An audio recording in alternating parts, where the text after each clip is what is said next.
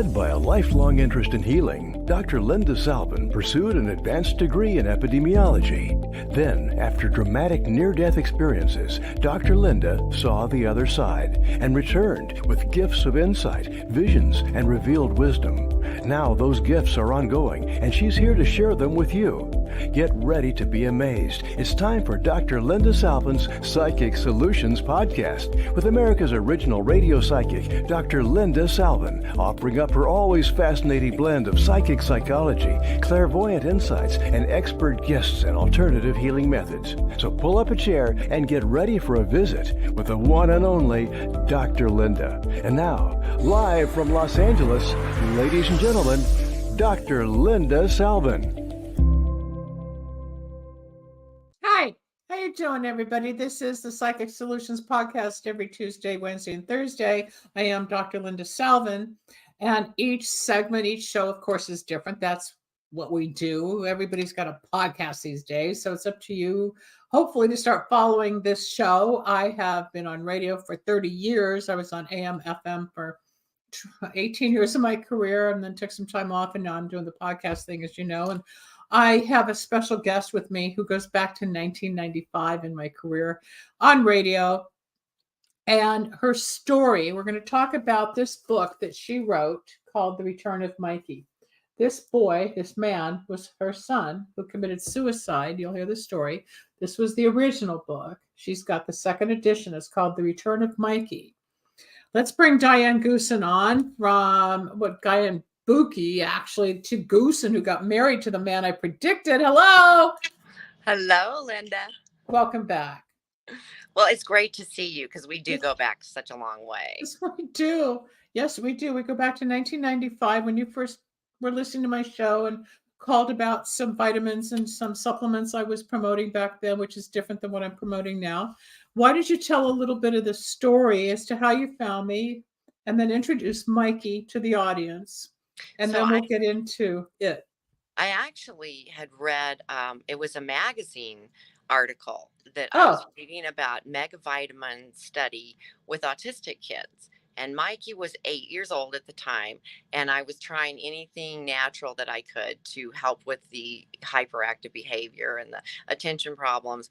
And they had a trial group that it had been very effective with.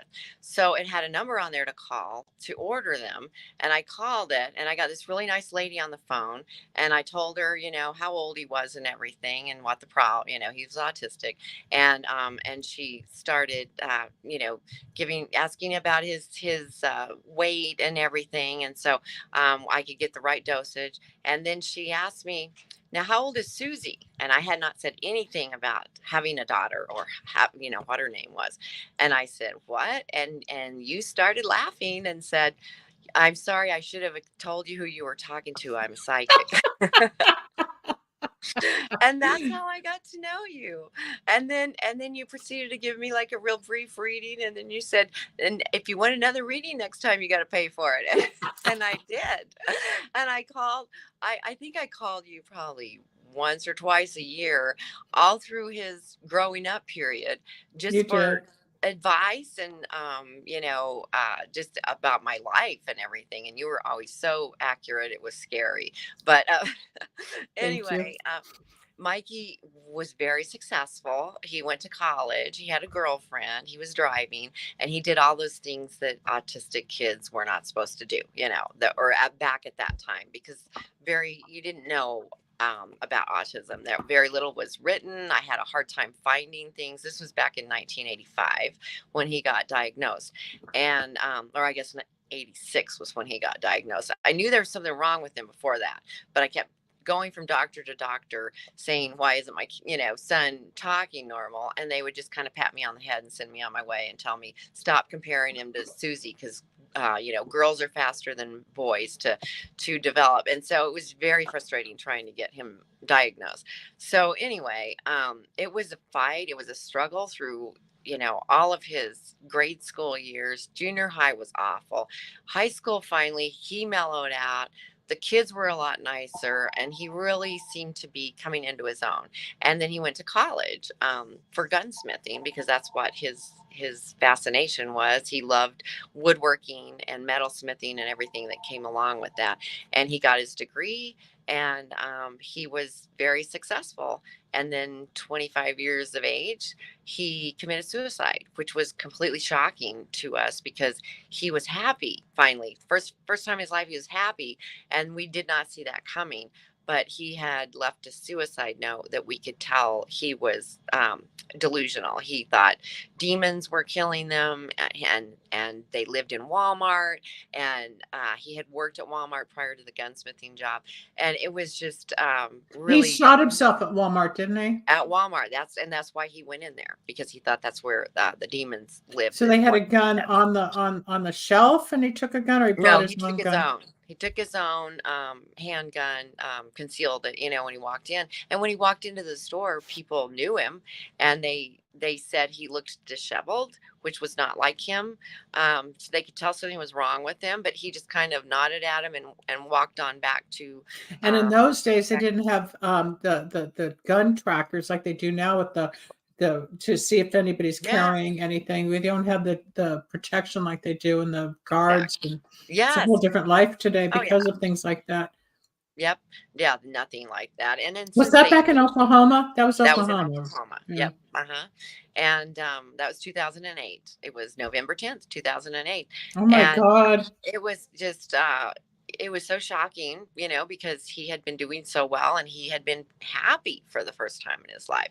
But when I read his suicide note, it kind of explained a lot. He had been actually having imaginary conversations before he did this, and he had told me about things that people had said, and I believed him. And then after, when I saw him at the funeral, I realized he hadn't even seen those people for a while. So it was just really out of left field. But I think he also had bipolar, some kind of, something that was not diagnosed, because that's not typical of autism. They don't have delusions or hear voices. But I really felt, after I processed through everything, which you helped a lot with that, I really feel it. He was just not put into this earth to live to be an old person. I think that was the agreement he made before he came in here. He had a rough life. He had a loving family, but he struggled with this disability all of his life, trying to fit in, trying to understand people. And I really believe that was the deal with God and him, that he did not have to stay that long. But the beauty is, on the other side of it, is you documented 20 years of your life raising an autistic child before it became the norm in society to talk about autism. Yes. You were ahead of the game. You were the pioneer there, like I was in the psychic radio stuff. Yeah, you were the beginning. You Right. opened doors. You were the leader, and people came to you for advice. And I've referred people to you with their children. Yeah. But what made you decide to journal? Well, at the time, I was just writing funny stories about him at the time, because I put out the Colorado Autistic Association's newsletter once a month.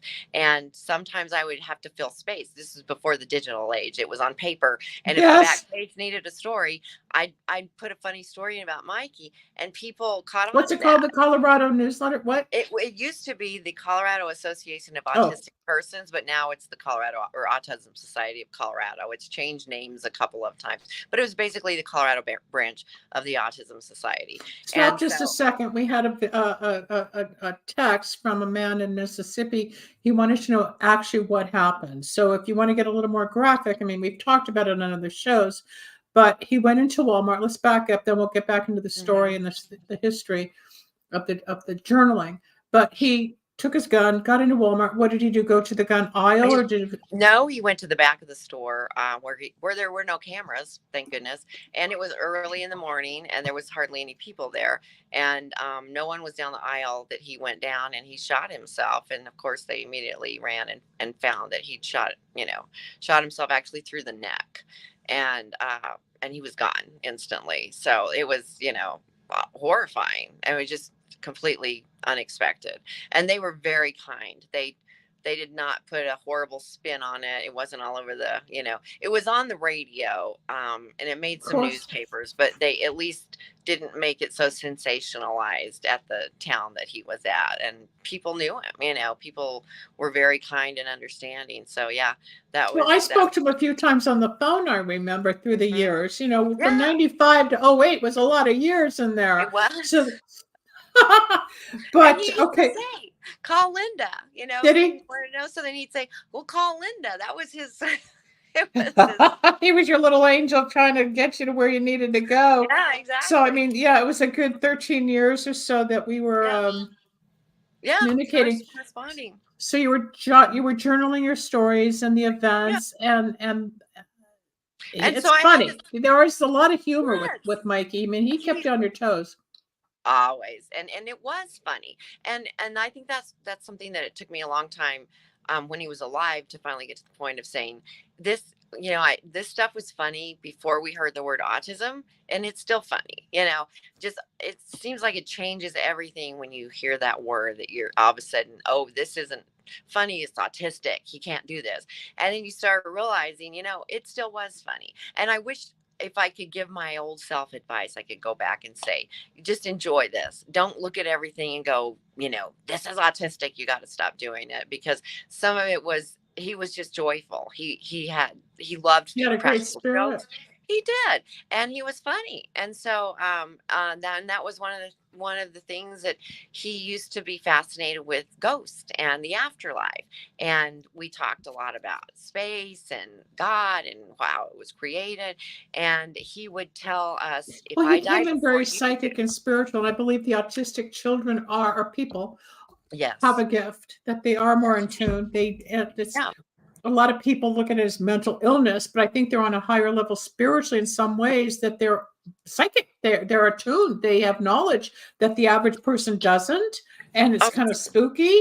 But no, Mikey was beyond his disability, his years, all of it.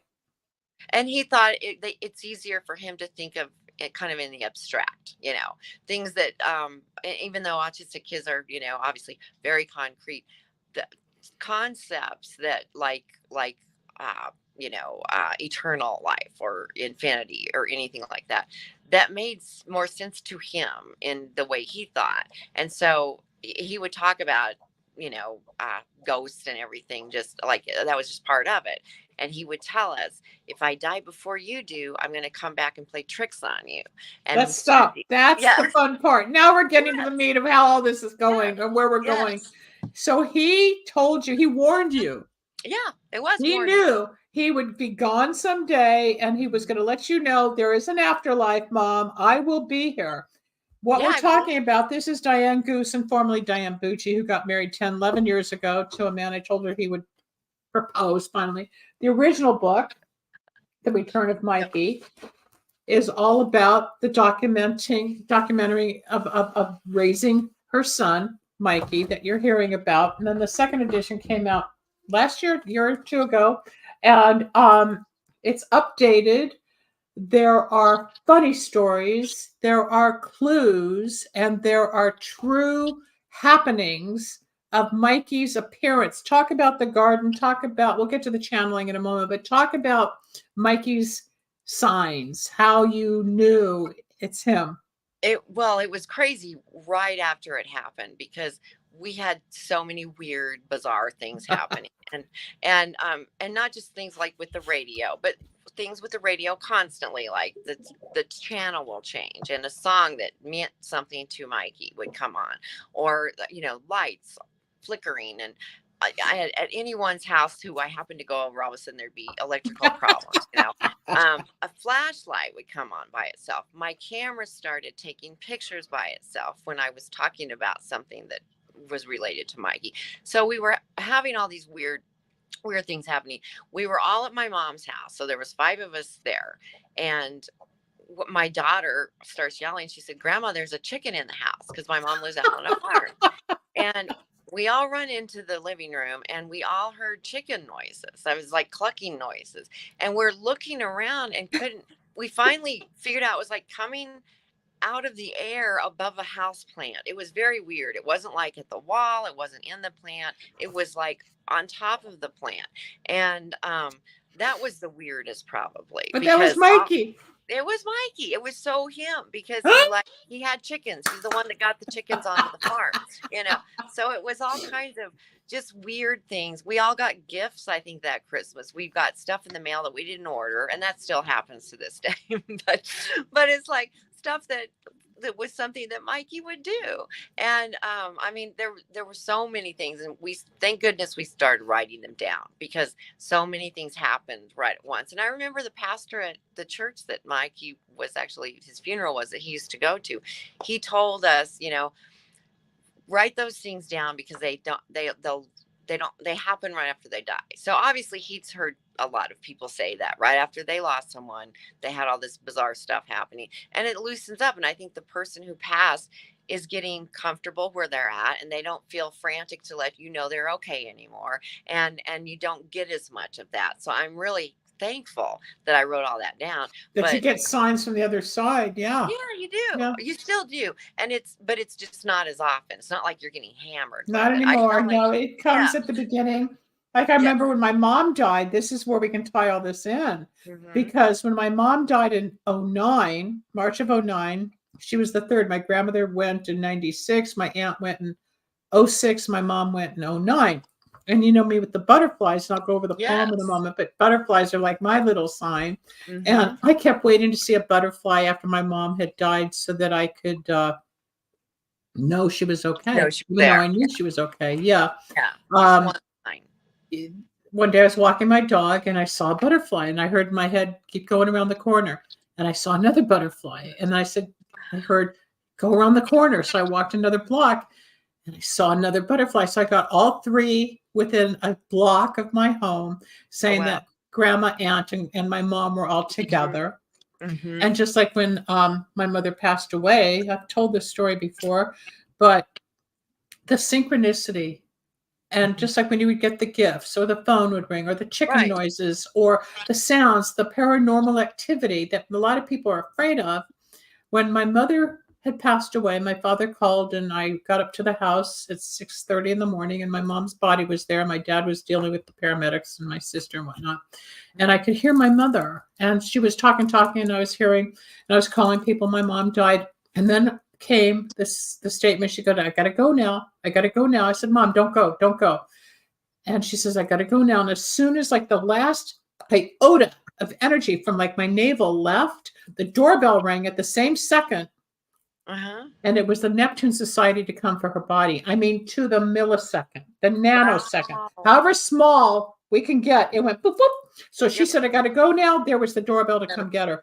And that taught me how in sync the universe really is. Mm-hmm. We don't really have control. We think we have control, but there's a big plan. Just like you knew Mikey was in here for a short period of time. I've tried to get out a few times. They won't let me. The plane crashed, the fire truck, the white light. You know, I'm here to do work. But the hard part is the loss. So Mikey had been journaled.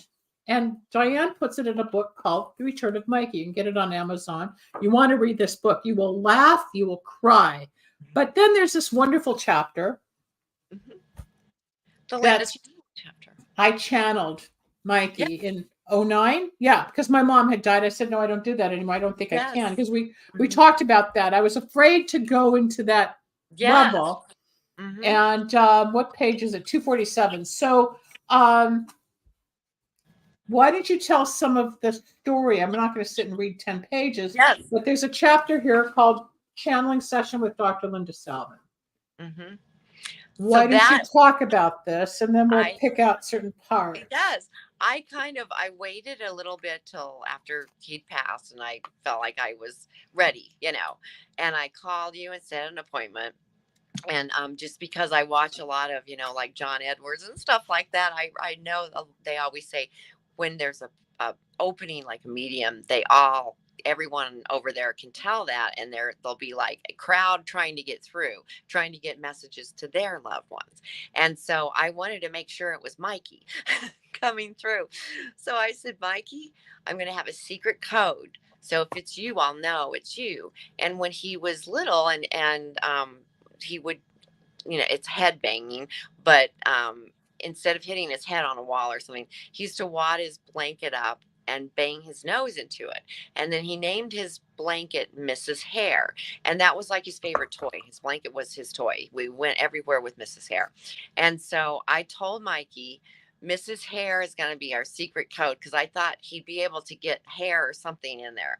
And so right after I called you, you said a few things, and then all of a sudden you stopped and you said, he's doing something like he's like banging his head. And you said, it's a code, some kind of a secret code between you. And that's what he did with Mrs. Hare. And I was so excited because I thought, yes, he found a way that showed me it's him. But it was crazy, all the stuff that you saw, that he was seeing. He was talking about a shirt that I had bought him for Christmas, and then he died before Christmas, and I ended up giving it to his dad, and he was pointing at the shirt and laughing and saying, that's my shirt. I mean, stuff that you did not know. Nobody knew at that time. I don't think I told his dad that shirt had been supposed to be from him. So it was very comforting. And I think that's what people, should not be scared of that. It's very comforting to feel like, they really are still with us. It's like they walk into another room and we can't see them, but they can see us. And they are with us. And that's, has just helped me tremendously. And I was going to ask you how you're doing, because I know you just lost a good friend and you had the honor of doing his eulogy. And it's so tough. Hard. Yes. And the holidays make it harder. And it's not that we would mourn them any less if they died in the middle of the year, but holidays are hard anyway. And it kind of just adds that other layer onto the. Thank you for acknowledging that. Yes, I talked about it this week because I am honored to have delivered the eulogy for about 300 people, 350. I don't know how many were at that church, for George Brown from Kool and the Gang. Those older of us, the older generations will know. We grew up with Celebration. Celebration was George's song. That was 1980. Too Hot was written about his first wife. Ladies' Night was the disco scene, everybody going out to party. Or Jungle Boogie became their number one hit. Jungle Boogie, Jungle Boogie. Yes, all the people dance. Yeah. But they had 26 albums. I mean, they've been out there. They won Grammys. They were in the Hall of Fame. They've been together 60 years. I was at their 50th celebration party 10 years ago, and this past weekend I was with the last standing, but the last member now alive is Kool, Robert Kool, who the band is named after.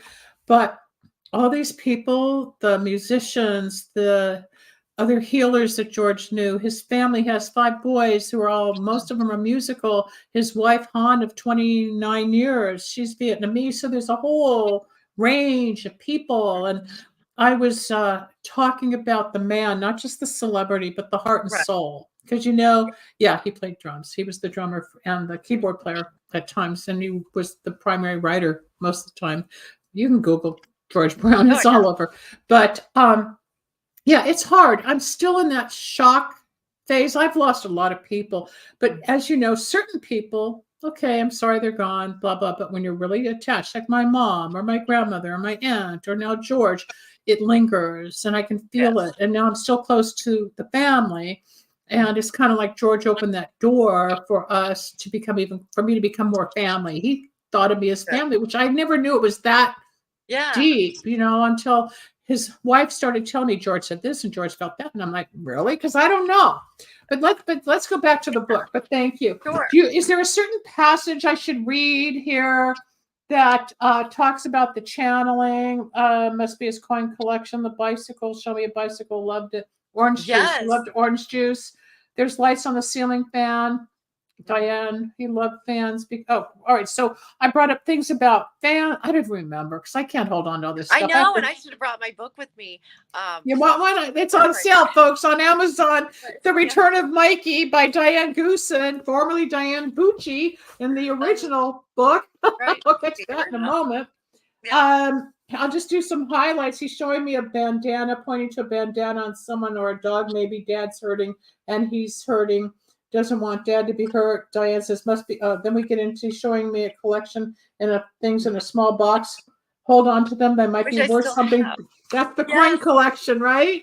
He's got, Um, no, it was the, also ivory. He had several collections, and some of them I didn't know about, but we found stuff after he of passed. course. But yeah, he had, and I think I also appreciated the fact that he said, don't make my room a shrine, Right. and because All that's that what came through. You're right. you're so inclined to do that as a parent, especially when you lose a You child. want to hold on It's to like that room's everything. going to be frozen in time. And so I mean, and it's hard for me to remember specific things but he had said at the time, the noises you heard were me. It was me that did the radio, and the dimes. We kept getting dimes. It's like, instead of pennies from heaven, it was dimes Let's see everywhere. what else it said. There's lights on the ceiling fan. He loved fans. We talked about he's swinging. It's fun. Orange Yeah. juice, loved orange juice. Nothing bad with it. He loved to drink it. Had a heart of gold. It says something about the horses, ponies, and then he says he took riding lessons when he was little at a horse for the handicap program. He's at peace, having fun. Okay. I mean, it goes on and on and on. He loved food. After I hung up. All right. So you still cry out for him and look at his picture like he's stepping through the door. Not time for him to come in your dreams. So Diane writes, after I hung up the phone with Linda, I realized I had mesmerized and forgot to ask the question I had written down. This is the I had fun written part. down all these questions. But I looked over my questions. It dawned on me that he had answered every single one. Yes. And that was crazy. Yeah. It's all in the book. And the sunflowers. Yes. And that's what I realized, because I was asking if he liked his funeral service, because we had never talked. I knew he wanted to be cremated, but we'd never talked about what you would like. And there were so many flowers there. I mean, just I think when a young person dies too, you get a lot more flowers. And that's what, when he said sunflowers, I think he meant SON flowers, right? And then we have the blue T-shirt was his, the one I gave Mike at Christmas. Was what I was talking about. The chocolate chip cookies were actually the blonde brownies, but it came into that chocolate thing. Yeah. He acknowledged all the pranks with the printer and said the chicken noises were him. And he told me who he is with. That, when you lose a child, after talking with my mom and Susie, I realized the small collection. We talked about the coins and the ivory. Gretchen must have been the big sloppy brown and white dog with them. People, if you want to read this woman's experience in raising and documenting the life of an autistic child, and of course me channeling, and I'm proud of it because I'm in her book for like 12 pages. I know. But she suddenly blurted out, Mikey's here. He's telling me to wish you happy birthday. Remember that one? Yes. Yeah. Talk about that. I forgot about that. I had called you for just to. I called Linda the next day and greeted me, happy birthday. We started chatting. She told me she had not been able to do channeling since her own mother had passed on about a year ago. Since I had not been calling to request a channeling session, I was more eager to talk about what was going on in my life at the present. I was talking to her about the book. She suddenly asked me to give her a moment because something was coming to her. Diane called just to check in. Yep. But I knew it was her birthday, and Mikey had already come through. And it was just odd how this whole, like, is it odd or is it God? It wasn't planned. Yes. It was delayed. We were delayed by like a week or something. I can't remember, but it was right on my birthday. It was like a gift from Mikey then. Yeah, we had to reschedule the appointment. Mm-hmm. Turned out to be your birthday, and he popped up. I got chills again because he's here. Yep. We can feel him. Yeah. If you're interested in the book, it's called The Return of Mikey. Somebody just asked a question. Bring it back, please, from Misty, I believe. You said when he was little, he was familiar with ghosts, but when he passed, he was thinking something similar was bothering him. What do you think that meant? Do you think he was just depressed, or he didn't feel like he fit in and his friends? He was awkward. I mean, we all feel like we don't fit in. He felt happy at that point with his real life, but he was having delusions of people were trying to kill him. They wanted him dead. The demons, he kept saying. And so it wasn't that he was unhappy in his current life. And I think that's why it was so confusing to us. No, it was mental. Mm-hmm. It was mental. It was like a heart attack, only it was a brain attack. It was just a mental break. But I firmly believed that's how God took him. It was his time. Yeah. And, I made peace with that. And oh, I know he's happier where he's at. He doesn't have to deal with everything that his disability entailed anymore. But at that time, he was happy. He had a good job. He had a girlfriend, and he would tell me how Well, happy he you was. and Susie, his Hmm. sister, your mom, he came from a loving family. That Yeah. makes more of it Oh yeah. palatable than anything. And it wasn't like he was Hmm. on exhibition as the problem Right. child or the Right. autistic kid. I'm sure he got bullied at school by some, and he was Yeah. loved by others. But at home in Oklahoma, there was love, and you didn't judge him. And you, being No. as open as you are and Yeah. spiritually driven, you Hmm. knew, hey, he knows things, and you were more metaphysical and spiritual to begin with. So there was a gift going on here to help you even ascend more into the knowledge. And then when I he think did so. pass, and then watching, wasn't there something with, besides the sunflowers? There's so much. I'd have to go back and read this I whole know. excerpt. I can't even remember it all. I mean, No, it's been a long well, it's a long time ago, and it's been published for quite a while. But there was a lot. Or let's just see if I can glance. He has a deeper sense of spiritual awareness. Don't cry. He doesn't want you to cry. Don't want anybody to worry. He says Susie will be happier this summer. He knows she's having a hard time. I guess she was having a hard time back at the time, in a way. I don't remember what happened with Susie back then, but she's happy with what, two girls now? Two daughters? Yes, he's happily married with two little girls. And I know Mikey puts them up to stuff sometimes. Sometimes they'll do things, and I think, oh, that's so your Uncle Mike. And then don't leave grandma yet because you were wondering whether you should move. Right. And you weren't And ready. He yep. kept saying, don't leave your mom, don't leave Hmm. grandma, you don't have to do anything until you're ready. If someone asks for something that's memorable to them, go ahead and give it to them. Yep. Um, Hmm. he loves you. There's always going to be signs. He left plenty of signs. He cries for you. He's lonely for mama. He will take you long. It's going to take you longer to heal, which it did. But there was all this signs of spiritual intervention. I love the little ghost or like the little angel on the picture. Yeah. Who drew that? Did you draw that? I think my Or did you have nephew an Fred. artist? My Oh, nephew Fred. Uh-huh. okay. Yep. But I mean, that's just one chapter, people. If you want to hear the whole story about the end of an era, there's Africa, Oklahoma. Mike Hmm. won't eat, Yeah, won't my eat, mom. spits out everything. Why did you talk about some of these? He spit things out, or fun with phonics, or the The Hubcap this Alley. What are all these little chapters? those are this when he was growing up with the autistic behaviors. He liked hubcaps Yes, he because did. they were spinning things. And so rather than playing with toys, he wanted to collect hubcaps because they would make different patterns depending on Plus, what they're the hubcap. shiny. Yes, exactly. So he collected hubcaps, and I mean, the house was overrun with hubcaps. But the spinning was actually a behavior that when he was just getting diagnosed, he would spit on things. And especially if it was moving, he wanted to spit on a spinning object. And when I still remember I was in Dr. Sally Rogers' office, finally landing in the office of someone who knew what was wrong with him.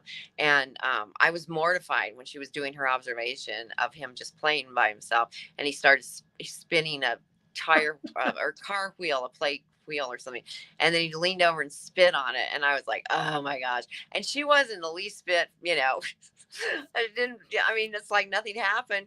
And she said, it's just typical autistic behavior of a child like that. It's like he was really into seeing what the spit did when it hit the spinning object. He liked to watch the bubbles pop, and I mean it was just kind of a visual thing for him, and Well, just to that's kind of true of the autistic. They yeah, need movement and shine, and they yes. respond to stimulation that way. Hmm. What's with Victoria's Secret? Oh, that was when I was trying to make myself feel, more like less like a mom. And I was actually just kind of going off on a tangent about the women's uncomfortable underwear and that one. Because it's hard enough when you're a mom, but when you're a mom with a child who is handicapped like that, you're on all the time. I mean, you were always Mikey's mom, and it was always kind of refreshing to walk into Susie's class and be Susie's mom, because I wasn't going to be hit with a laundry list of things that your kid did wrong, or that guess he did this to this other kid, and because they thought he was weird when he was little. And he was always wanting to play with girls' long hair because he liked look at the colors in it. And so he would go back up behind girls and try to touch their hair. And of course they didn't like that. So it was always something when I went into Mikey's school, What about and the toilets? Oh, he flushed stuff down constantly because he was fascinated with the holes. And Dr. Rogers said it was because he was afraid of holes. She thought he didn't understand the concept that his body was too big to fit down there. And it's scary that this hole, you push this lever and things go down there and they're never seen again. And so he wanted to see how big things could fit down there. So our toilets were always clogged up. I always had the Roto-Rooter guy out. And finally we had to put like locks on the toilet lid, but he was fascinated with water and that, once again. And it's funny, with the first time I walked into the preschool that he was going to, that was for kids with autism, I noticed right away that the sink had a cover and latches on it. Every form of water had a lock on it. And so I realized these kids are like Mikey. Yeah. They had a fascination or an obsession. Yes, what about his diet? Mikey's diet, that was what was concerning me right after his suicide, because he had gone on a diet and lost a lot of weight. And that was the orange juice thing. I was worried that maybe he was eating something or he was drinking so much orange juice. I thought maybe he was taking something intoxicated that would maybe had affected his thinking. And I also had wondered with gunsmithing, they work with the metallurgy, they're melting metals, which some of like mercury and stuff is toxic. I wondered about stuff like that. And so that he could have had some poisoning by inhaling or absorbing in the skin. Yes. So it made me feel better when you said, no, he was saying in your session, that he just liked orange juice. He was just, his diet was fine. Yeah. I don't think he was intoxicated. I don't think he was too many vitamins or too many minerals. As far as the toxins from the gunsmithing, it's possible, but not enough to have caused the break. Yes. No, that was something totally different. It could have been the bipolar or whatever. Mm-hmm. But I don't want to really talk about the needles. And we can't talk about the other word that goes along with it, but was he inoculated at one point? He was, because during that time there was no question on, but I think he was since he was born, he had sleep disorder, so he got here that way. It's not, I believe he was. I don't think there was an injury. I think, and he's laughing. He's like, no, that's just me. That's just me. Tell my mom this is fun. That's what he told my hi mom. So hi mom. It's like, hey mom, happy birthday. Hey mom, here Mikey's here. I can feel him. I can't believe he's 40, Mikey. It makes us old. 40. I know he's 40. I'm so sorry. I've got the doorbell thing ringing. Oh, okay. It's Mikey.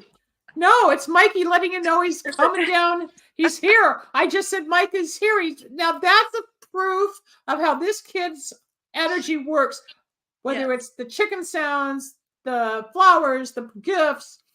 Out of the blue, your doorbell's going to ring because we're talking Mikey's here. Sadly it's a UPS man. Yeah, but it's almost the same way of like my mom leaving and Neptune Society showed up. Exactly. It's all timed. Mikey's saying, okay, do you want to go get the UPS man? I'll take over the show for a moment. Oh, that'd be awesome. All right, you go. Come back. Okay. Come back. Let me take over. So people, this is Diane Goosen, Diane Bucci. We go back since 1995 and almost 30 years. And as we're talking, her son was born autistic. And this is before the internet. And this is before the autistic wave or topics actually hit mainstream.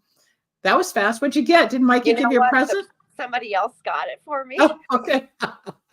I was like, I thought I had all the sound turned off in here, but I no, I think it's Mikey. It's Mikey. But I was just explaining how we go back and your whole story and how you documented your life as a woman, as a mother, sacrificing and yet dealing with 2 children. And then you went through a divorce and then you got your mom and then you left Oklahoma, moved to Colorado. And then you met this man.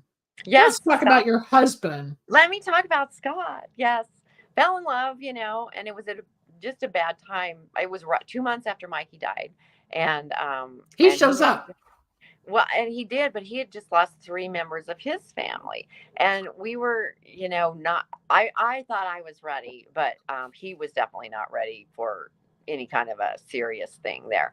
And anyway, so a year and a half later, he broke up with me and I was devastated and I ended up moving back to Colorado because I felt like I needed to get back to where I felt more comfortable because I moved to Oklahoma, because my parents were down there, but also a lot of to get Mikey down there because he wanted to live down there and he felt more at home down there on the farm.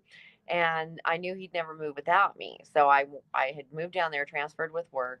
And then, all of a sudden, a couple of years later, he's gone and I'm still there. And I missed my friends and my life and my daughter in Colorado. So as much as I hated leaving my mom, I I moved. I was just kind of like I want to make a fresh start, and so came back to Colorado.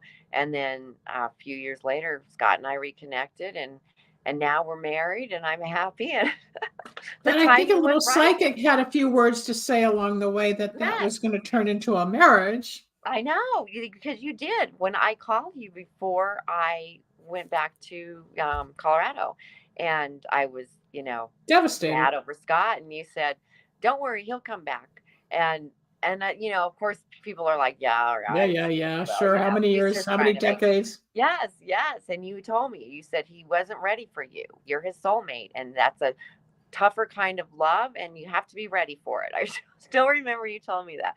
And you said he needs to go play around a while and he will come back. And I wanted to believe that, but of course I thought, oh, once I move, that'll be it. But no, we're together and he was ready.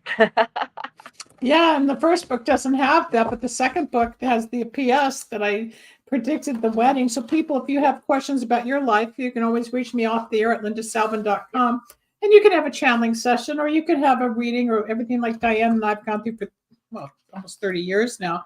But besides that, once the book was published, Diane won an award out here with the Southern California Book Publicists Association through Erwin Zucker, who's no longer alive. He last year, I think he left at the age of 99 or something. I know. But you won an award. Talk about the award, because you've got the picture of that in the new book. Yes, it was the most inspirational book of the year from the Southern California Publicists. 2012. Gosh, that goes back 13 years already, 11 years already. Yes. Oh, man. Yeah. It's gone so fast, hasn't it? 11 years and 50 pounds ago. That was me. Well, I've gained too, and I'm not thrilled. As Linda predicted, Diane and Scott reunited and married 10 years later. Yeah. Here's the whole thing. Diane began writing short, humorous stories about Mikey when he was young, and she was juggling responsibilities of motherhood, jobs, and nonprofit work. She spent most of her professional career as a retail manager, but enjoys writing in her spare time. Currently lives in Colorado. It's a sensitive book. It's an honest book. It's a teary-eyed book. It's a book of love and human nature. But paranormal activity, activity from the other side, proof. Let's make that doorbell ring. Come on, Mikey, do something. Yeah. I'm kidding. Don't do anything. I don't need any more. No, but you'll probably find out something later. Yes. I know. Leave the lights on, Elise. And that's what she used to tell him when he would say, "I'm going to come back and haunt you." She'd say, "Just don't scare me." She would get just as upset because she was young too, and she really would. Susie didn't understand. Of course, she was scared. Don't scare me. And he hasn't. And usually, it's been funny stuff, that we've had. And so, like I said, you get less as the years go by, but you still get them. Yeah. And you get some little surprises. And it's just I think when they realize that they're around, they don't have to keep showing you, because that's got to take a lot of. You just know. You begin to understand and accept that their angel wings of love are here to embrace you no matter what. And we hurt as humans. We have feelings. We have pain. We have grief. We have loss. We have joy. We have love. We have all the mass spectrum of feelings. But you lost your son. Do your grandkids ever experience any of this with Mikey? Do they understand that there was an Uncle Mikey? Do they? They do, and they'll talk about him. And now I know Lila, the oldest one, talked about him more when she was little. She'd say stuff, and I think she told Susie that she knew him, but who knows if she, did or not. She could have But from you a know what past was really, life. You don't know on the other you side. never know. What was funny though to me is Winnie, the youngest one, told her the other day, just a couple weeks ago, she didn't want to eat at a restaurant that they'd never been to, and she said, I don't like their French fries because they're fat. I like the skinny fries. And my daughter said, you don't even know, you've never been there before. And she said, I did too. I went there when I was an old lady. Oh my God. So she's got her past lives coming through. Well, then when I tried to ask her about it, of course, she just, laughed. So I have no idea. What kind of fries did they have at the restaurant? Did they have skinny fries or fat fries? Were they thin cutter? That's what she told her. She said, I've lived several lives. And I don't know who she heard that from. She probably has. I talk that way, but Susie doesn't talk that way, So I believe it. I think we all have. I really do. Oh, of course, we all have many past lives. We've all been men. We've all been women. We've all been lovers. We've been boyfriends, girlfriends, sons, daughters. We come into different incarnations to relive different aspects of our lives in each carnation as we grow and learn our lessons. I know I was male in my last life and I'm female in this life. I know I was in music many lifetimes ago. I've also been a doctor, which I am still in the health industry. But whatever the paranormal activities are, when I'm doing readings, a lot of times I'll take it, like, let's say you're born in I'm born in 1954, but my lifetimes prior might have been in World War II in the 40s. I might have been here in the 20s during the Roaring 20s era. I might have been here in 1873. Or one time I said to my dad, I believe I was his girlfriend or some type of connection with him during the Civil War. He said, well, no wonder always I had an affection for the Civil War. And you go back to Gettysburg and the war in the country. And if you ask people connections, they might have recall. Or some friends of mine just got back from Italy. I said, did you have a past life or deja vu? Oh my God, when I was in Rome, I felt blah, blah. Well, because your soul remembered something from some past life that you've been there before. We are not destroying. I mean, we can destroy the planet, but we're not going anywhere. It's just life is here. The planet's here. And our soul keeps coming. I'm sorry. We've only got 2 minutes. Go ahead. My stepdad, I remember, said that he had that experience when he went to a state he'd never been, and he came around the bend, and he knew what was going to be there. He knew. Like it remembered something. Yes, and I absolutely. And you told me also that Mikey had been a gunsmith in a past life. That's just why he had such a desire this time. And ability to do it easily, which most things did not come easily to him. No, it didn't. So let's talk about the book. The Return of Mikey by Diane Goosen is on Barnes & Noble. It's on Amazon. You're going to want to read this book. You're going to find Diane's humor as you get her personality online, the same as on the book. I am just shocked I'm not mentioned on the back cover like I was the first time around. I thought you were. No, I don't think so. Oh, yes, I am. Yes, you are. I thought it was somebody else. I don't have my glasses. I know. My ego. I have to have my ego filled. I help everybody. I need some back. But no, the truth of this, Diane, I will get to Colorado, especially since I found out where you are, where I've been before at a folk concert of all places in Colorado outside of Boulder. Yeah. Yep. I'm going to DC. I'll get to Colorado again. But I just, we've been friends forever. We see each other online. We talk, we pick up where we left off. People, The Return of Mikey is a book you want to read, and you will understand this woman's plight, journey, ups, downs, and the spiritual world is real. Yeah, it's real. Is it odd or is it God? Is it Mikey? Or is it a chicken? Diane, it's always a pleasure. It's always a pleasure to talk to you. I know you're at work. Say hi to Scott and Susie and everybody. I will. Thanks for having me. Absolutely. We'll talk soon. Happy holidays. Thanks. You too. All right. Bye-bye. Stay backstage. Okay, so this is Dr. Linda, and you're at the end of the Psychic Solutions podcast. I've just been interviewing a friend that was a client for many years about her son, as we heard, was autistic, who did commit suicide with his own gun at a Walmart in Oklahoma many, many years ago, 2008.